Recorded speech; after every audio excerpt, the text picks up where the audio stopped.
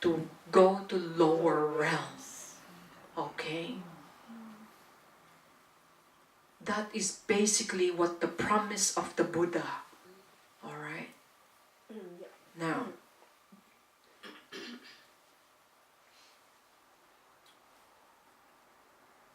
so this, basically, we are all subject to karmic destination, karmic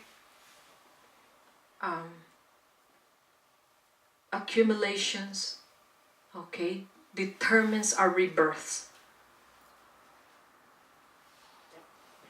And this is a very, very straightforward teachings, and this is the text from Vasubandhu.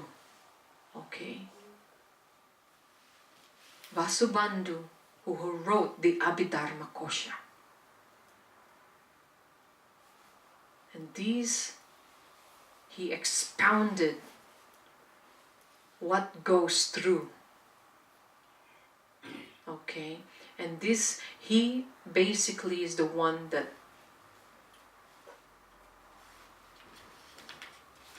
transcribed, okay, the teachings of the Buddha into Sanskrit to Tibetan. Okay. And then, but this is, Abhidharma Kosha is very, very, very profound teachings. Okay. It is, the author is Vasubandhu. The master Vasubandhu, the Indian master. Okay, remember all our masters of the profound, straight to the Buddha are the Indian masters. Because Buddha is Indian. Not Nepalese, okay? No. Yes, but okay, Nepal always think that he is Nepalese, but it doesn't matter. Yeah, but he was born in Nepal. Yeah. Yes. Death. Okay. So, just to bring an example, my friend Nani just passed away, and just recently. So she do a lot of meditation. She do a lot of prayers. Yes. She was sort of, she still have an attachment, okay, for the son. Now for mother and son, it's a very strong bond. So it was come to a point of time, okay, she's accepted that she's going. Yeah. Let's say, but the son is not wanting the mother to go.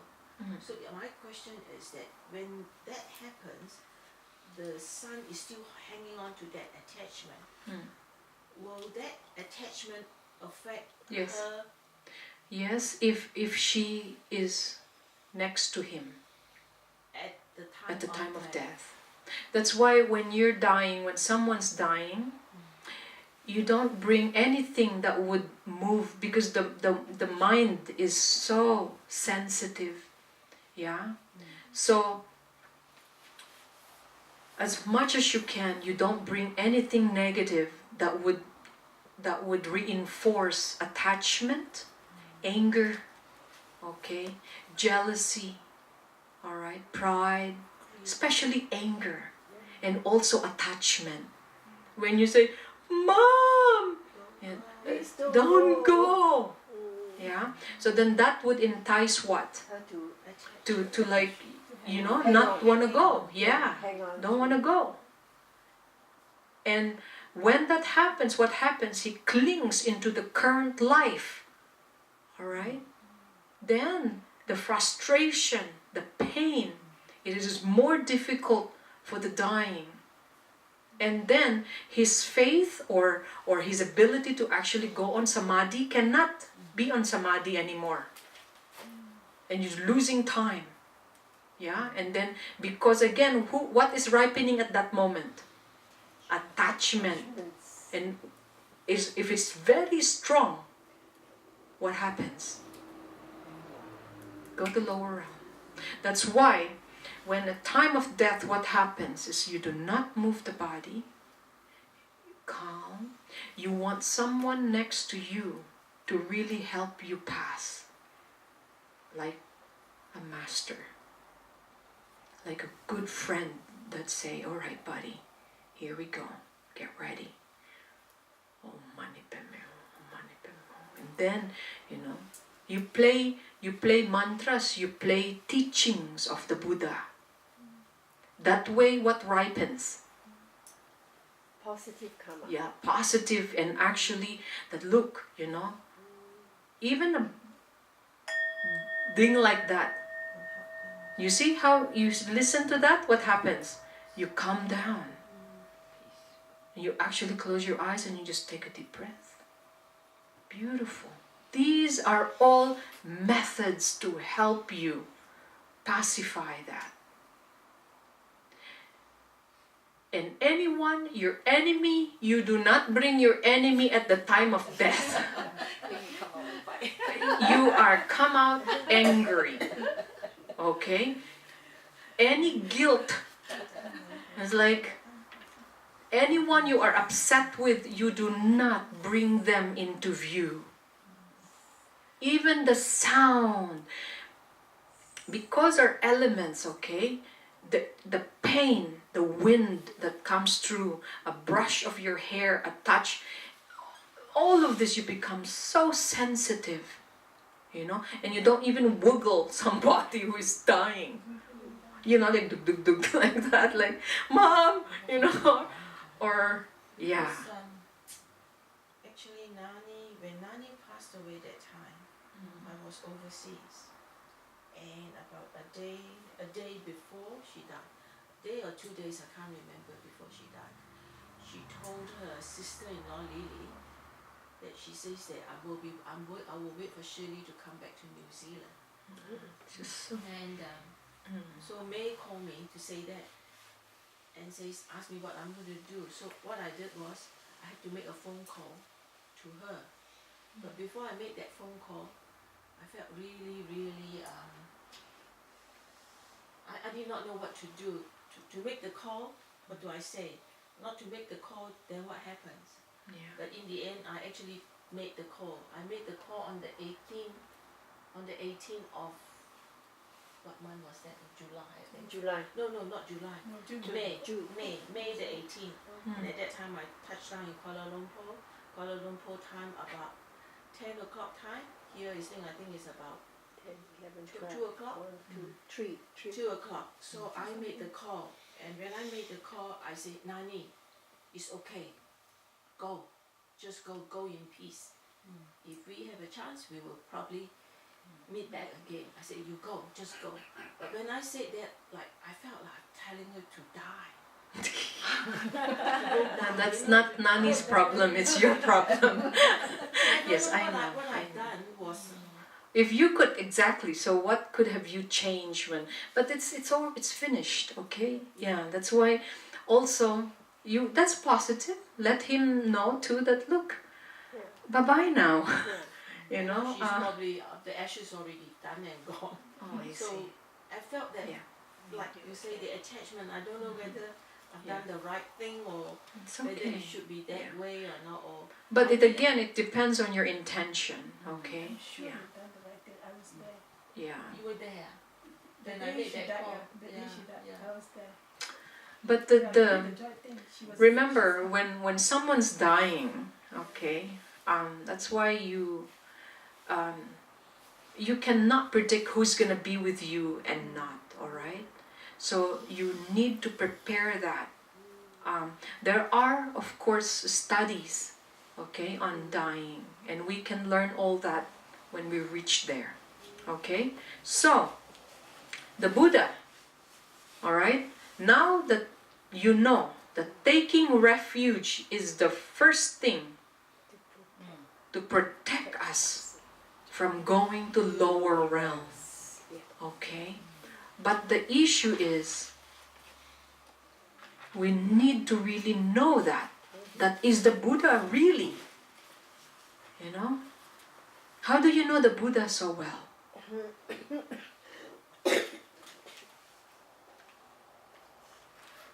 Do you know the Buddha so well?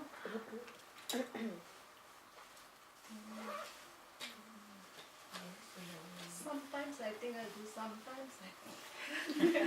Not so sure? Yeah. Okay, that's quite, as straightforward. It's because we really have not studied about him enough. Yeah. That you really, when you know someone so well to be your protector, the first thing, even a slight pain, you will call his name. But the first thing that happens when we're in pain is basically we are angry. So these, I just want you to know what is really taking refuge is all about. And you see, I've told you about this thing about Sifu and me riding the car, right?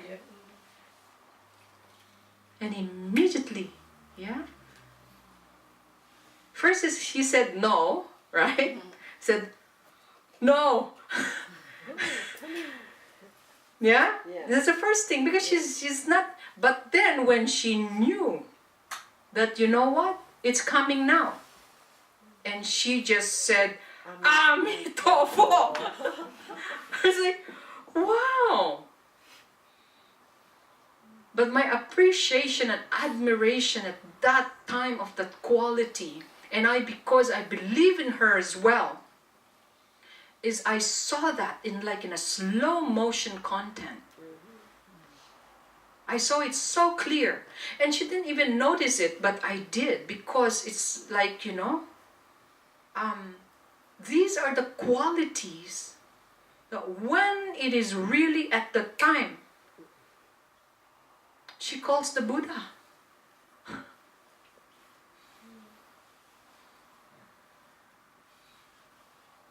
Now, how I wish we, this can also happen to us. So how do we practice to, we require habituation. They call this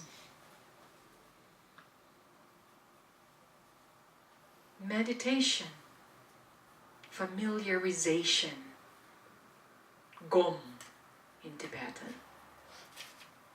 To familiarize, right?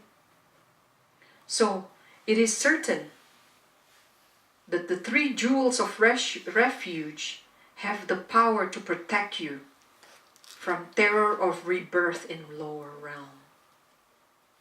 That is certain. Okay, that's guaranteed.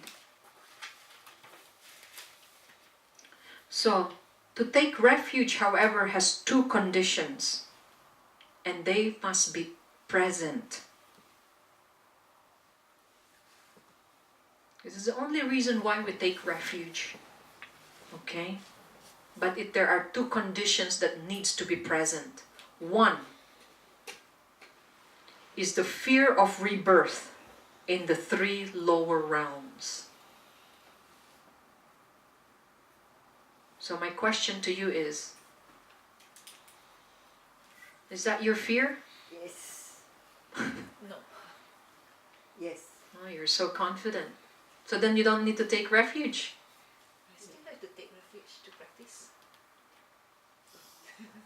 For what? Sorry. You said you don't have no fear to go to lower realm. Then you don't need to take refuge. Because this has to be present. You have to lower yourself and say, you know what, I am not sure. What my past life, Are you sure? Because you see, it says here, as the text says, you have to have 2 things in present. Okay? This is the reason why you are taking refuge, because what? Your fear. Okay? We are not so sure whether I'm gonna go to higher realm or being a human again. Are you? No. Unless you're a Buddha now. I'm just saying this. But what I'm saying is 2 conditions must be present for you. The reason why you take refuge is your fear of lower realm. Okay? If you have no fear of lower realm, that's not renunciation. Okay? Because then you say, I'm okay, I'm cool. I am so sure I'm not going to lower realm. Can I be sure that I'm going back to as a human? If you wish to. If I wish. Yeah, if you aspire. Takes everything you need to aspire. Because there is no sure. Because unless you know your past life. Have you killed someone? Not in this lifetime. You don't know yet. You don't know yet. This is the reason why this is very good. Now, you as a Buddhist, like us as a Buddhist, is it guaranteed that we will not kill? No. From now on, no. Most likely. But No. Is it guaranteed that you will not kill anyone? No, you never know what circumstances can. Well, for example, do you have a grass? Did you walk in your grass? You just killed someone there. Okay? So don't tell me that you are not going to lower realm if you don't know that. This is very straightforward. I'd like you to really not to think otherwise. So the fact that we are born as a human now, won't it be like of our past deeds or karma? Yes, but again, you can exhaust that. It's not because you're human now, you're guaranteed. This is the reason why. It says at the time of death. Okay? So, if we accidentally killed an ant when we're walking on the grass, Correct. but because That still is killing. it's still killing, but Yeah, it's not as but it's severe not, as- yeah. So then, how many times have you walked on ants? Even though you did not mean, but it still is killing. How many, by the way, how many ants and insects have we displaced by, our misdoings? How many times you actually have hurt someone? Human being. You've hurt your husband, your kids, your sister, Boss. your boss. Rarely. They are the one that hurts us more. But, yeah. So, we are not naive, okay? We cannot be blindfolded and say, well, I'm fine, I did not kill. And then you actually have, how many times in the past few days when we were raining, how many times you actually smooshed, all this little worms coming out of the ground. Earthworms, yeah. So for like if I kill an insect, how do I know that that is not my past parent? Say that again? If I kill an insect, how do I know that that is not my past parent? Your what? You don't know. You don't know. That could be. Yeah. Remember, which when we have the 7 cause and effect, we will learn all this. But okay, so that is one, right? We fear because I'm not so sure. Like that, if I am sure that I'm not going to lower realm next lifetime, I don't need to practice anymore because I'm sure. Yeah, why? Because you have the fear to go on lower realm. Okay? What guarantees you that your practice actually would really take you? To me, it doesn't matter whether which realm I go. No. How sure are you? I'm not very sure. Yeah, that's what I'd like you to just recognize. Okay? Alright? And you ask Sifu that. She doesn't even know. Okay? And you ask only the enlightened being now, when they already have vowed to say, I'm going to return. Because they know they're going to return. The teachers right now, the profound masters have to return. You know why they have to return? For the well-being of others. Because they have so many students. And then we listen to them again, over and over. Yeah. I've got a question. Now, I like flowers, and I get insects or, those snails creeping around them. So I put blitzen. I'm not actually killing them. Bleach? Blitzen, those pellets.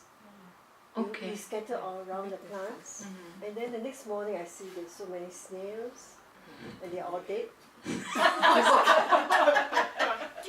Okay.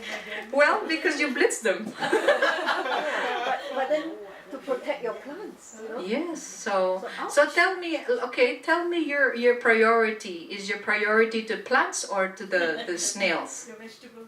My plants. Your plants, right? Yeah. Well, why can't you not share? Maybe give them, these are all for you, and then the one in the center is yours. But they are so greedy, the orchid comes out from the stalk. The snail eat all the stalk, and then eventually that thing will just collapse. Right. Yeah. Yeah, I know. So what see, is a good Buddhist? it's you not want to good. use Because then you did that to what? It's not to beautify the plant. You actually deliberately did that so that they would the die. intention Okay, was so that to was, kill the snail. yeah. So you have to purify. So in that Big case, time. my garden will be. So at the time of death, okay, Yeah. it's just example Yeah. of all the accumulation of merit that you've had. It's gone. Yeah. So the bottom line is you have more negative, because remember the highest negative one is killing intentionally. Yeah, it's big. Yeah, I've got another example. it's not getting nicer here as we finish the class. Yes, go ahead. I work in a medical center, and there was one morning when I came to work, I saw the floor moving, but they were ants. A swarm of what you call a colony of ants. I said, "Oh hi, good morning." Then I left it there. I went back to do my carry on my day. But my boss came in, told her and saw those ants. "Sherry, you saw that and you didn't do anything to it. Can you get the spray and do all that for me?" So They say, I'm sorry. And so what did you do? So you went to get the spray, No. I got the spray, and then put you the spray just there, and I went away. I didn't do anything. you sprayed the No, ant. Good. I didn't spray the ants. But You can have a spray, but spray it on the other side, like psst, don't go there. Which I